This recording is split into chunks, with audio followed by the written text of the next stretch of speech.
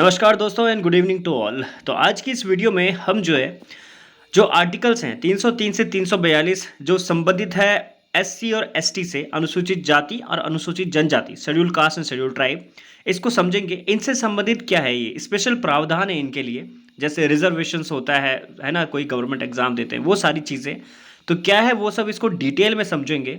तो पहली बार आए चैनल पे सब्सक्राइब जरूर कर लेना, क्योंकि बहुत ज़्यादा यूजफुल कंटेंट यहाँ पे आपको मिलने वाला है, एटलीस्ट यूपीएससी और पीसीएस लेवल का, मार्क माय वर्ड। ठीक है, तो चलिए शुरू करते हैं।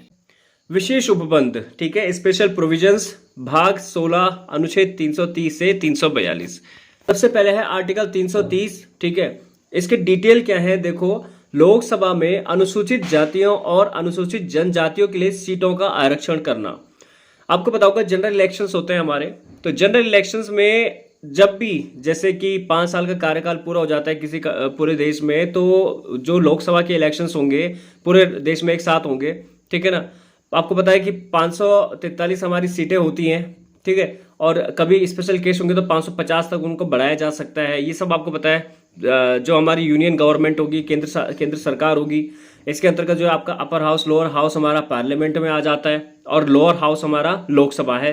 लोकसभा के चुनाव जब होंगे, ठीक है, तो यहाँ पे क्या चुन के जाते हैं, जो हमारे एमपीज बनते हैं, मेंबर्स ऑफ पार्लियामेंट, जिसको आपने एमपी शॉर्ट में कहते हैं, तो उनके चुनाव जब होते हैं तो उसके लिए यहाँ पे देखो क्या स्पेशल प्रोविजन है कि यहाँ पे अनुसूचित जातियों और अनुसूचित जनजातियों के लिए सीटों का आरक्षण होता है। जैसे अगर बात करें एक स्टेट की, मैं उत्तराखंड से हूँ तो उत्तराखंड का ही नाम ले लेता हूँ। यहाँ पे उत्तराखंड में जो लोकसभा की सीटें हैं वो टोटल 5 है, लेकिन यहाँ पे जो विशेष प्रोविजन है कि एससी एसटी के लिए यहाँ पे कितनी सीटें होंगी रिजर्व लोकसभा में, वो इंपॉर्टेंट है।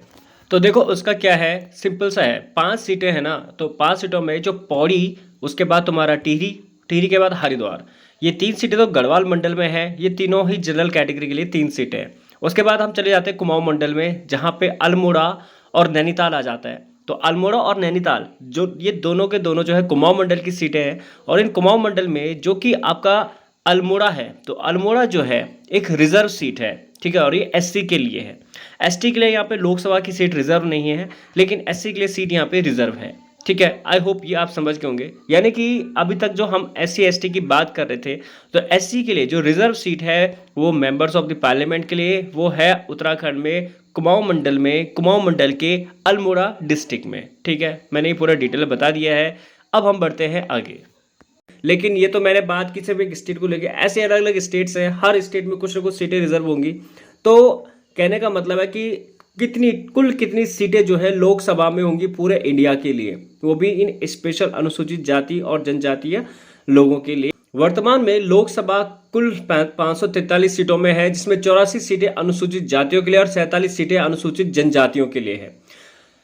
इन आरक्षित सीटों पर केवल संबंधित वर्ग का व्यक्ति ही चुनाव लड़ सकता है, भले ही मतदान सूची में किसी भी वर्ग के लोग क्यों ना हो, ठीक है। यानी कि ये सीटें सिर्फ उन्हीं के लिए ही होंगे। मतदान सूची में कोई भी हो सकता है जो इनको वोट दे सकता है, लेकिन सीट पे वही रहेगा जो इस कैटेगरी को बिलोंग करेंगे। 331 आर्टिकल क्या कहता है, लोकसभा में आंग्ला भारतीय समुदाय का प्रतिनिधित्व करना। अब 104वां संविधान संशोधन अधिनियम 2019 द्वारा निष्प्रभावी कर दिया गया है इसको, लेकिन ये इंपॉर्टेंट है। हो सकता है इन केस पूछा जाए कि कौन सा आर्टिकल है जिसको 2019 में निष्प्रभावी यानी कि अब इफेक्ट में नहीं रहेगा, वो है आर्टिकल 331। और हो सकता है ये पूछा जाए कि किससे संबंधित था, तो आंग्ला भारतीय समुदाय का प्रतिनिधित्व ये करता था, इससे रिलेटेड था। क्या होता क्या था इस आंग्ला भारतीय समुदाय का, इसका मतलब क्या था। देखो, राष्ट्रपति को यह अधिकार था कि यदि उन्हें लगे कि आंग्ला भारतीय समुदाय का लोकसभा में पर्याप्त प्रतिनिधित्व नहीं है, तो उस समुदाय के 2 सदस्यों को नामित कर सकते थे अपनी तरफ से, यानी प्रेसिडेंशियल पावर यहाँ पे मिल जाती थी, ठीक है। 332 आर्टिकल क्या कहता है, राज्यों की विधानसभाओं अनुसूचित जाति और अनुसूचित जनजातियों के लिए सीटों का आरक्षण होना। उत्तर प्रदेश विधानसभा की कुल सीटों में से कुछ सीटें एससी और एसटी के लिए आरक्षित है, जैसे कि लोकसभा में होता है। यह व्यवस्था हर राज्य में उनकी जनसंख्या अनुपात में अलग अलग होती है, ठीक है। अब जरा इसको भी यहाँ पे समझिए, देखो ध्यान से समझना। मैंने अभी जैसे आपको पार्लियामेंट के बारे में बताया था, लोकसभा राज्यसभा, वैसे स्टेट लेजिस्लेटिव होती है जिसको हम विधानसभा कहते हैं, और कई राज्यों में विधान परिषद भी है। विधानसभा, विधान परिषद ये आपके कहाँ पे होंगे, जो राज्य की राजधानी होगी, कैपिटल होगी, वहाँ पे होगी। चलिए बात करते हैं फिर से उत्तराखंड की। अब देखो, ये मत सोचना कि बार बार उत्तराखंड क्यों कह रहा हूँ, क्योंकि यार उत्तराखंड से हो तो इसलिए यही का एग्जांपल दे देता हूँ, ज़्यादा अच्छा भी रहेगा। बाकी आप लोग जिस स्टेट से हैं आप वहाँ पे भी डेटा चेक कर सकते हैं। तो उत्तराखंड की बात करें, यहाँ पे देखो फिर विधानसभा की सीटें कितनी हैं, तो टोटल यहाँ पे विधानसभा की सीटें हैं 70। ठीक है, और विधानसभा में जो हमारे विधायक बनते हैं उनको हम M.LA कहते हैं, यानी कि MLA, है ना। तो याद रखना, पहले तो सवाल यही आ जाता है कि MLA किसे कहा जाता है, MP किसे कहा जाता है। तो MP जो है मेंबर्स ऑफ पार्लियामेंट लोकसभा, और MLA members of legislative assembly यानी कि विधानसभा जो राज्य के अंतर्गत होता है। ठीक है, तो जो विधानसभा होता है, उत्तराखंड की विधानसभा की अगर बात करें एग्जाम्पल के लिए, तो उत्तराखंड में विधानसभा की सीटें हैं तुम्हारी 70। ठीक है, अब इन 70 में से जो 13 सीटें हैं वो रिजर्व हैं। ठीक है, SC के लिए, प्लस 2 सीटें हैं रिजर्व, वो है ST के लिए। ठीक है, तो 13 SC और 2 ST के लिए। ठीक है, वैसे ही फिर ST के लिए कौन कौन सी 2 सीटें होंगी, अगर आप मतलब कहाँ कहाँ किस किस क्षेत्र में हैं प्लीज़ कमेंट करके बताना, अगर आप लोग उत्तराखंड से हैं। और जो 13 हैं अगर वो भी कोई बता सकता है तो कमेंट करके ज़रूर बताना। एनीवे, मैंने आपको रिजर्व सीटों के बारे में बता दिया है कि ये देखो स्टेट में होती है, तो उत्तराखंड स्टेट में ये 70 है, और हर अलग अलग स्टेट में अलग अलग ये हो सकती हैं। तो चलिए फिर आगे बढ़ते हैं। आई होप ये भी आपको समझ में आ गया होगा। 333 राज्यों की विधानसभा में आंग्ला भारतीय समुदाय का प्रतिनिधित्व, क्योंकि अब ये भी निरस्त हो गया है 104वां संविधान संशोधन अधिनियम द्वारा 2019 में। तो ये स्टेट से रिलेटेड था, याद रखना ये स्टेट से रिलेटेड था 333, और अगर संघ से रिलेटेड होगा तो 331 आप याद रखिएगा, जो कि मैंने जस्ट अभी आपको बताया था।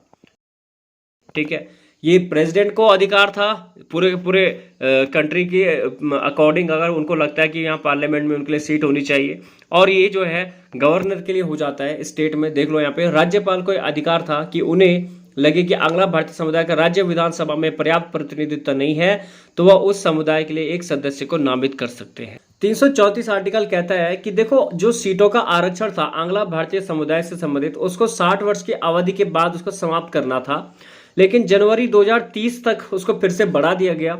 और ये आपको पता है कि 2104 जो संविधान संशोधन उसमें तो समाप्त कर दिया गया, लेकिन ये 2030 तक रहेगा अभी। जो मतलब वहाँ पे कार्यरत हैं, जो वहाँ पे कार्यरत हैं वो 2030 तक वहाँ पे चुने रहेंगे। ठीक है, जब संविधान लागू हुआ था तो यह प्रावधान किया गया था कि आरक्षण केवल 10 वर्षों के लिए होगा, लेकिन समय समय से संविधान संशोधन जैसे 23वां, 45वां, 62वां, 79, 95 और 104 इसके माध्यम से इनको समय समय पर बढ़ाया गया था। आर्टिकल 335 देखो, ये ना सेवाओं और आयोगों से संबंधित अनुच्छेद है। अब देखो 335 जो है ना, सेवाओं और पदों के अनुसूचित जातियों जनजातियों के पदों से संबंधित दावों के लिए है। ठीक है, सरकारी नौकरियां होती है, सरकारी क्षेत्र होते हैं, तो वहां पे जो SC और ST के जो भी नागरिक वहां पे एज ए सरकारी सेवा में चुने जाते हैं वो इसी आर्टिकल से चुने जाते हैं। इसके तहत वहां पे उनको रिजर्वेशन दिया जाता है, अनुच्छेद के तहत दिया जाता है, ताकि प्रशासन की दक्षता सुनिश्चित करते हुए इन वर्गों का पर्याप्त प्रतिनिधित्व हो सके। ठीक है, इसलिए उनको वहां पे इस आर्टिकल से नियुक्तियां दी जाती हैं। ये बहुत ज्यादा इंपॉर्टेंट हो जाएगा। किससे रिलेटेड है? SC और ST की नियुक्ति से संबंधित है। 336वां आर्टिकल अब ये भी समाप्त हो गया था, क्योंकि 2019 का डेटा अभी जस्ट मैंने आपको बताया 104वां संशोधन। तो ये क्या था कि ये इनसे विशेष संबंधित प्रावधान था, सेवाओं से संबंधित था, जैसे रेलवे, सीमा शुल्क, डाक और तार सेवा में आंग्ला भारतीय समुदाय के लिए कुछ समय की नियुक्तियों में विशेष प्रावधान इनके लिए थे यहाँ पे। ठीक है, फिर तुम्हारा 337वां आता है, ये भी आंग्ला भारतीय समुदाय से संबंधित था, शैक्षिक अनुदान से संबंधित था। ठीक है, ये भी समाप्त हो गया है। फिर 338 आता है आपका national commission for schedule caste का गठन। ठीक है, राष्ट्रीय अनुसूचित जाति आयोग है ये 338। यह आयोग ऐसी समुदाय के संवैधानिक कानूनी सुरक्षा उपायों संबंधित मामलों में जांच की निगरानी करता है। तो यदि किसी ऐसी व्यक्ति के साथ अत्याचार होता है तो आयोग उस मामले की जांच कर सकता है। तो ये आर्टिकल 338 ये अधिकार यहाँ पे देता है। 338A क्या कहता है? राष्ट्रीय अनुसूचित जनजाति आयोग का गठन। ठीक है, इसे 89वें संविधान संशोधन अधिनियम द्वारा 2003 द्वारा 338 से अलग करके जोड़ा गया। यह ST समुदाय अधिकारों के हितों की रक्षा करता है, जैसे कि वन अधिकार अधिनियम या पेशा अधिनियम के कार्यान्वयन की निगरानी करना। ठीक है, 338B क्या कहता है? राष्ट्रीय पिछड़ा वर्ग आयोग, इसे 102वें संविधान संशोधन अधिनियम 2018 द्वारा जोड़ा गया था। यह आयोग सामाजिक और शैक्षणिक रूप से पिछड़े वर्गों OBC के हितों की रक्षा और उनके विकास से संबंधित मामलों पर केंद्र सरकार और राज्य सरकार को सलाह देता है। 338B OBC से संबंधित है, इसको याद रखिएगा। बात करते हैं अनुसूचित जाति और जनजातियों को परिभाषित करने वाले कुछ अनुच्छेद 339 और 340 देख लीजिए। 339 अनुसूचित क्षेत्रों के प्रशासन और अनुसूचित जनजातियों के कल्याण के संबंध में संघ का नियंत्रण करेगा। जैसे कि राष्ट्रपति किसी राज्य सरकार को निर्देश दे सकते हैं कि वो अनुसूचित क्षेत्रों के प्रशासन और एसटी के कल्याण के लिए कोई विशेष योजना तैयार करे या उसे लागू करे। ठीक। इसके अलावा आर्टिकल 340 कहते हैं पिछड़े वर्गों की दशाओं के अन्वेषण के लिए आयोग की नियुक्ति। जब मंडल आयोग का गठन किया गया था तो यह इसी अनुच्छेद के तहत पिछड़े वर्गों की सामाजिक और शैक्षणिक स्थिति की जांच करने और उन्हें सुधारने के लिए सिफारिश देने के उद्देश्य से किया गया था। आर्टिकल 341 देख लीजिए। अनुसूचित जातियों एससी को परिभाषित करना। राष्ट्रपति सार्वजनिक अधिसूचना द्वारा किसी राज्य केंद्र शासित प्रदेश के संबंध में उन जातीय नस्लों या जनजातियों को विनिर्दिष्ट कर सकते हैं जिन्हें इस संविधान के प्रयोजनों के लिए अनुसूचित जाति माना जाएगा। संसद इसमें संशोधन कर सकती है। उदाहरण, यदि किसी राज्य में चमार जाति को ऐसी सूची में शामिल किया जाता है तो उस राज्य में रहने वाली उस जाति के लोगों को ही एससी के रूप में आरक्षण और अन्य लाभ मिलेंगे। ठीक है, जिनको शामिल किया जाएगा। 342 जो है जनजाति की परिभाषा, सेम वही चीज है जैसे अभी हम जस्ट 341 को हमने जैसे देखा था। ठीक है, ये झारखंड में संथाल और मध्य प्रदेश में जो भील जनजाति है राष्ट्रपति सूचना के माध्यम से एसटी के रूप में निर्दिष्ट किया गया था। तो ये थे कुछ आर्टिकल्स जो हमने देखे हैं अभी 330 से 342। कोई चीज़ समझ ना आए हो तो कमेंट करके बताना। बाकी मिलते हैं नेक्स्ट वीडियो में। पहली बार आए तो सब्सक्राइब जरूर कर लेना।